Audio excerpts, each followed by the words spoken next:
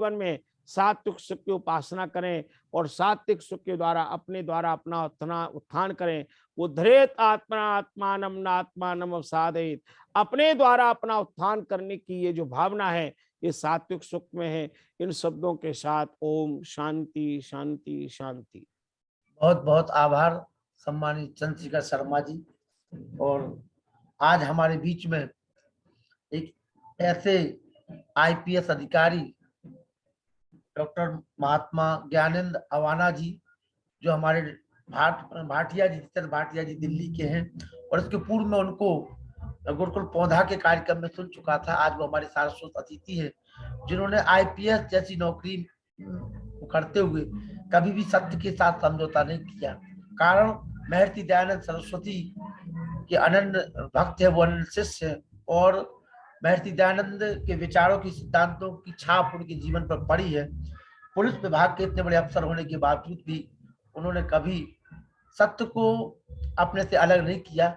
ऐसे हमारे आज के सारस्वत अतिथि सम्मानीय ज्ञानेंद्र अवाना जी, सादर आमंत्रित करता हूँ महात्मा जी को अपना ऑडियो खोल लें। जी अवाना जी। ओम।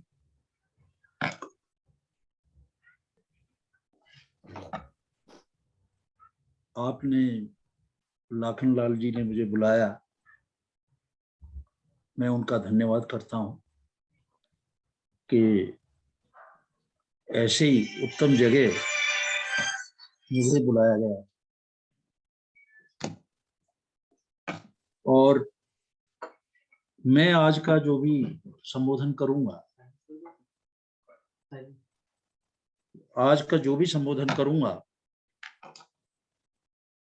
तो जब मैं सुन रहा था चंद्रशेखर जी को, तो मुझे बड़ा अच्छा अनुभव हो रहा था और लग रहा था कि वो अभी कुछ और समय ये सब कहें।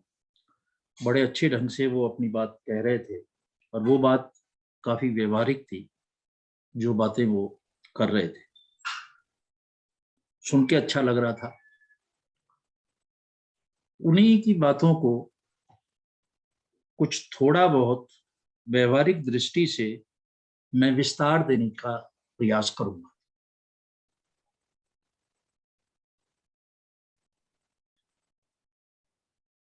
एक ये छोटी छोटी बातें हैं जिनको मैं बड़ी स्पष्टता से कहना चाहता हूं। एक नींद की बात कही गई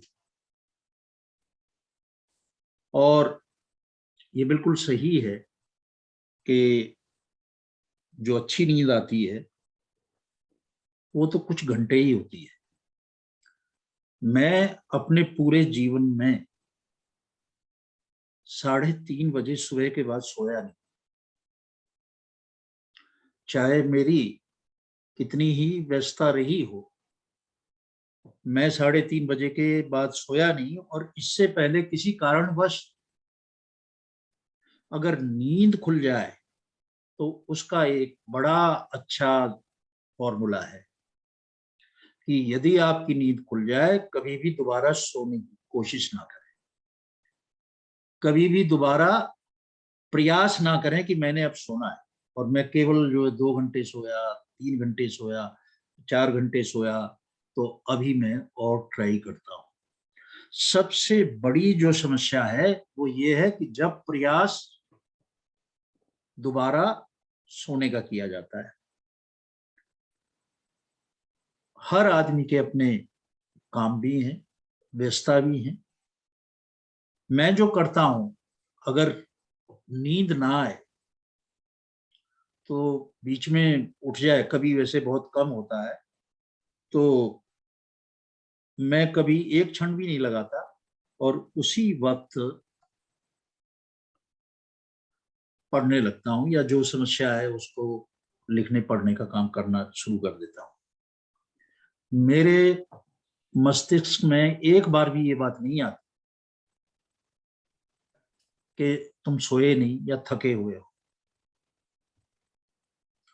ये जो नींद ना आना है, ये मनुष्य की बार बार की ये सोच है कि मैं सोया नहीं, सोया नहीं, मैं सोया नहीं।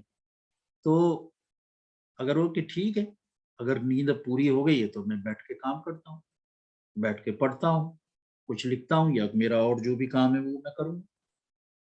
तो एक तो ये बात मैं आपसे कहना चाहता हूँ। दूसरी जो बात है, अभी चंद्रशेखर जी शायद इनका पोता होगा, उसको कर रहे हैं, तो मेरा एक पॉइंट दूसरा यही था।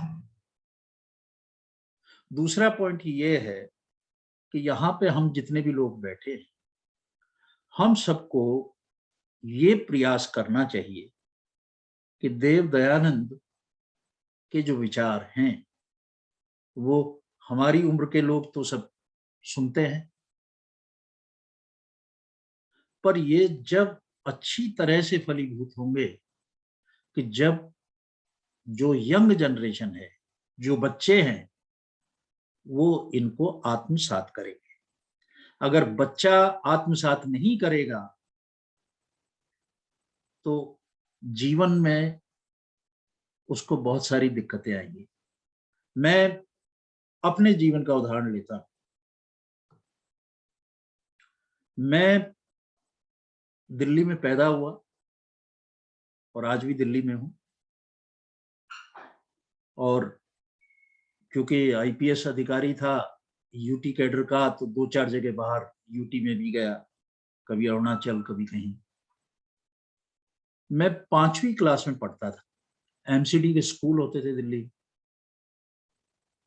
तो गुरुकुल के पढ़े हुए हमारे गुरु थे जो सरकारी स्कूल में टीचर थे, और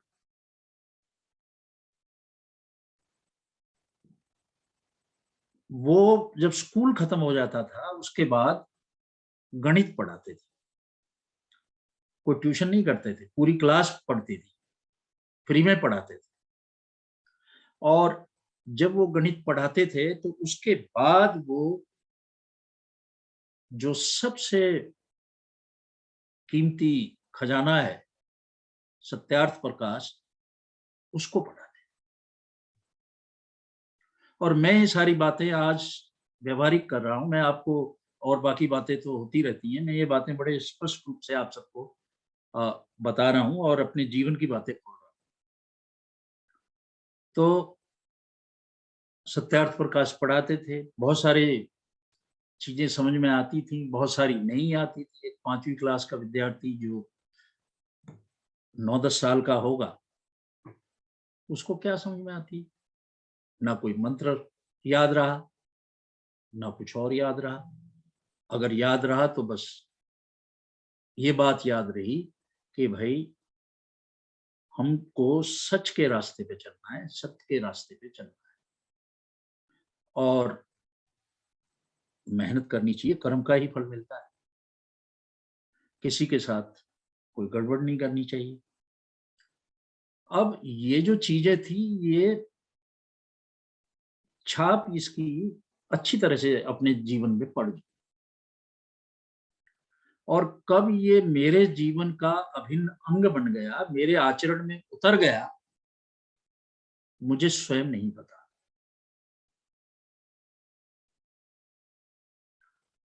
तो जब ये आचरण में उतर गया तो अभी चंद्रशेखर जी बड़े अच्छे ढंग से कह रहे थे कि विषय का इंद्रियों के साथ जो सन्निकर्ष होता है और उसका जो रस टपकता है, वो उसको बार बार विषयों की तरफ खींचता रहता है, और विषय का तो कोई अंत, भोग वासना का तो कोई अंत नहीं। आप कितनी दौड़ लगा लो, जितनी भी करना चाहे, मैंने अच्छी तरह से देखा है। तो ये बात आचरण में आ गई कि भाई साधारण जीवन रहना चाहिए और खूब मेहनत करो, और ये फालतू की चीजों में मत पड़ो। कि क्या मैंने अच्छा खाना है, क्या मैंने नशीली चीजें करनी है, क्या है। मेरा तो जो जॉब था वो ऐसा था कि उसमें जैसे गुड़ की भेली पे मक्खियां चिपटती है ना, तो ऐसे अफसर को चारों तरफ से जो लोग चरित्रहीन है वो पकड़ने की कोशिश करते हैं कि नहीं साहब आप उस होटल में चले, उससे बढ़िया क्या होगा जी, वहां पे चले साहब, यहाँ पे चले, ये चले, वो चले। तो अब मेरे अंदर का जो बैठा हुआ था सत्यार्थ प्रकाश, वो मुझे कहीं दिखने ना दे। अब मैं क्या करूं, मैं मजबूर था। मन विचलित भी हो तो होने ना दे। वो तो ऐसे जकड़ के पकड़ के बैठा हुआ था कि कहीं जाने ना दे कि भाई इस रास्ते पे आ, इस रास्ते पे आ। और उसका परिणाम ये हुआ कि मैं जहां भी रहा अव्वल नंबर पे रहा। और बड़ी अच्छी बात कही चंद्रशेखर जी ने कि किताबें सबसे अच्छा मित्र है। भाटिया जी को तो पता होगा कि मेरा घर पूरा किताबों से ही भरा हुआ, पता नहीं 40,000 है कि 50,000 है, ये जानते होंगे। और ये मुझे शौक था। तो शाम जो होती है अफसरों की, वो ही उसको बिगाड़ती है। कहीं पे बैठेंगे, कहीं पे नाच गाना देखेंगे, कहीं शराब पिएंगे, कहीं कुछ करेंगे। अब मैं तो किसी के काम का था नहीं, तो कोई शाम को सोशलाइजिंग होती नहीं। और शाम को सोशलाइजिंग नहीं होगी तो मैं आपको बता दूं, आपके पास इतना समय बच जाएगा, चाहे आपका कितना भी व्यस्त कार्यक्रम हो, इतना समय बच जाएगा कि आप अगर उस समय को कहीं अच्छी जगह यूटिलाइज करें तो आपको आनंद भी आएगा। और जो ये सात्विक सुख की बात कह रहे थे, वो सात्विक सुख की अनुभूति होगी। उसको बचा के आप पढ़ना शुरू कर दिया, खूब पढ़ते, दिन भर भी व्यस्त रहते और पढ़ते। तो अब करें क्या, तो इतनी सोच थी नहीं, तो चलो भाई डिग्री करते। मैंने इसमें आने से पहले मैं एमए इकोनॉमिक्स था Delhi school of economics, Delhi university से। बड़ा प्रीमियर इंस्टीट्यूट है वहाँ। मनमोहन जो थे, मनमोहन सिंह जैसे टीचर थे जिन्होंने हम लोगों को पढ़ाया। उसके बाद मैंने एमबीए किया इन सर्विस दिल्ली यूनिवर्सिटी से।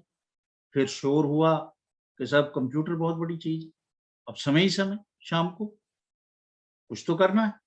वो कर ली तो दूसरी डिग्री, एक कर ली तो दूसरी कर ली। फिर मैंने मास्टर डिग्री कंप्यूटर साइंस में कर ली।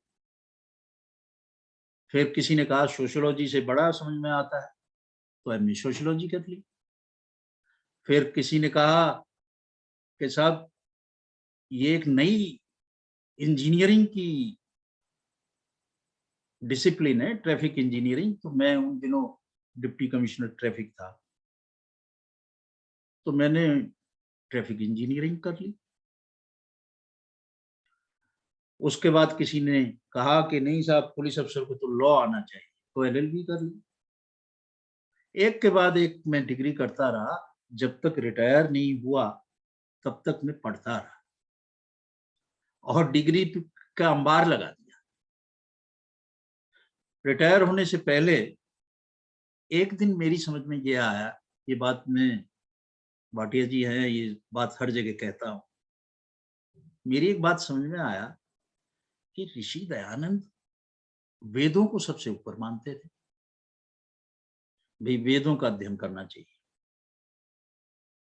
वेदों का अध्ययन करना चाहिए। तो अब मैं कैसे पढूं, मेरे लिए बड़ी भारी समस्या। सारी शिक्षा दीक्षा अंग्रेजी में हुई, हिंदी भी ढंग से ना आए, तो वेद का अध्ययन कैसे करूं। मैंने 3 वर्ष लगाए और मेरी सबसे बड़ी प्रेरणा रही मैक्स म्यूलर की। मैक्स म्यूलर एक जर्मन विद्वान थे। जब 1857 का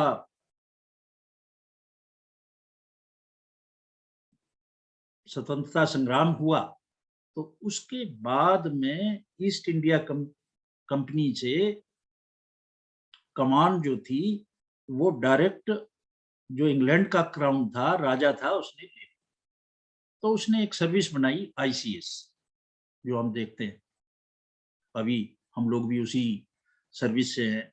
तो उसे आईसीएस सर्विस बनाई। तो उस वक्त तो अंग्रेज होते थे जो आईसीएस सर्विस में आना था जिन्हें। तो उन्होंने कहा भाई जो आईसीएस अफसर हैं इनको भारत के धर्म के बारे में बताने के लिए प्रोफेसर लाना चाहिए। तो मैक्स म्यूलर जर्मन आदमी था और ऑक्सफोर्ड यूनिवर्सिटी में अंग्रेजी में धर्म पढ़ाता था। मैक्स म्यूलर ने वेदों का अध्ययन किया, संस्कृत सीखी, उसका अनुवाद किया। बाद में जैसा अनुवाद किया उससे तो बहुत सारे लोग इत्तेफाक नहीं रखते, पर उसने किया। एक जर्मन आदमी अंग्रेजी का यूनिवर्सिटी में पढ़ाता है और संस्कृत सीखता है। तो मैंने सोचा भाई मैं क्यों नहीं कर सकता, मैं तो ऋषि दयानंद का शिष्य हूँ, चाहे कुछ हो। मैं तो उस एकलव्य की तरह हूँ कि जिसके घट में हमेशा स्वामी दयानंद विराजते हैं। तो मैंने 3 साल सातवेलकर और जो जितने भी थे उन सब के अच्छे अच्छे विद्वान थे जो संस्कृत सिखाने की बात थी वो सीखी। 3 साल मैंने शाम का वक्त 3-4 घंटे अपना रोज संस्कृत सीखने में लगाया। और उसके बाद मैंने वेदों को पढ़ना शुरू किया अपने ढंग से, उसका अर्थ कर करके। और जब मैंने अर्थ करने लगा तो भाटिया जैसे हमारे मित्र थे, उन्होंने कहा भाई आप तो अच्छा लिखते हो, समझ में आ जाती है लोगों, बड़ा सरल है। लिखता था अंग्रेजी में, संस्कृत से उनका हिंदी करो। फिर हिंदी भी किसी एक नवभारत टाइम्स के हमारे मित्र थे, उन्होंने हमें हिंदी करने का भी फॉर्मूला बताया। तो हिंदी और अंग्रेजी दोनों में वेद का ट्रांसलेशन शुरू हो गया। अपने लिए लिखता था, नोट्स करता था। फिर किसी ने कहा इनको सोशल मीडिया पे करो, तो सोशल मीडिया पे शुरू हो गया। और 10 साल उसके बाद मैंने लगातार बिना किसी ब्रेक के, एक बार शायद 4-5 दिन का ब्रेक हुआ था, और रोज मैं सुबह 3-3:30 बजे उठ के पहला काम ये कि अपना शरीर को ठीक ठाक करके और फिर मैं एक ट्रांसलेशन करता हूँ। और सुबह अगर कुछ देर हो जाए तो भाटिया जी की घंटी बज जाती है, जैसे आज भी बजी।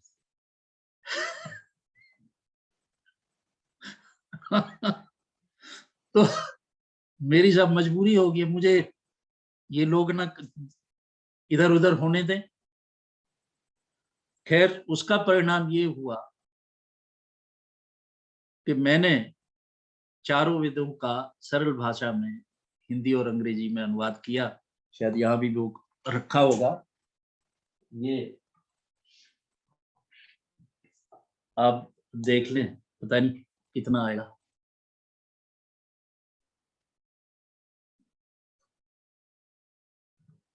और काफी पॉपुलर हुआ। तो अब जब मेरे मित्र सर्विस के लोग या और जो मेरे तो यूनिवर्सिटी में बहुत सारे मित्र हैं, हर जगह दिल्ली यूनिवर्सिटी हो या जेएनयू हो या कोई और जगह हो, तो मुझसे पूछें आप तो बड़े क्वालिफाइड हैं, कैसे आपके पास इतनी डिग्री है। मैंने कहा सच पूछो, ईमानदारी से बताता हूँ, मैंने दुनिया भर की मास्टर डिग्री इकट्ठी की दिल्ली यूनिवर्सिटी से, और मैं सोचता था ये बड़ा ज्ञान है। जब मैंने वेदों का अध्ययन शुरू किया तो मैंने ये पाया कि मैं एक जीरो हूं और मैंने अभी तक कुछ नहीं पढ़ा, कुछ भी नहीं पढ़ा, कोई ज्ञान नहीं है मुझे। शुरुआत तो अब करी है मैंने पढ़, और इनका अध्ययन करते करते मैंने ये पाया कि जो साइंस की थ्योरी है, जो कई सिद्धांत हैं, जैसे कम्युनिज्म का डायलेक्टिकल मेटलिज्म का जो सिद्धांत है, जिसके ऊपर पूरा कम्युनिज्म चलता है कार्ल मार्क्स का, वो सब वेदों से निकला। नकल मारिए वेदों से। जो भी साइंटिस्ट कहीं भी है कुछ कहता है कि मैंने नया डिस्कवर किया है, आप उस साइंटिस्ट की वो डिस्कवरी को डिस्कवर कर ले तो उसकी जड़ वेदों में मिलेगी। ये मैं प्रैक्टिकल बात कह रहा हूं, बिल्कुल व्यवहारिक बात कह रहा हूं। तो इस तरह से मैं महर्षि दयानंद का बड़ा ऋणी हूं कि उन्होंने मुझे इस रास्ते पे डाल दिया। और इससे ये तो मैंने आपको बताया ये यात्रा। दूसरी एक मैं बात बताता हूं। आज हम सब यहां बैठे हैं, सुन रहे हैं।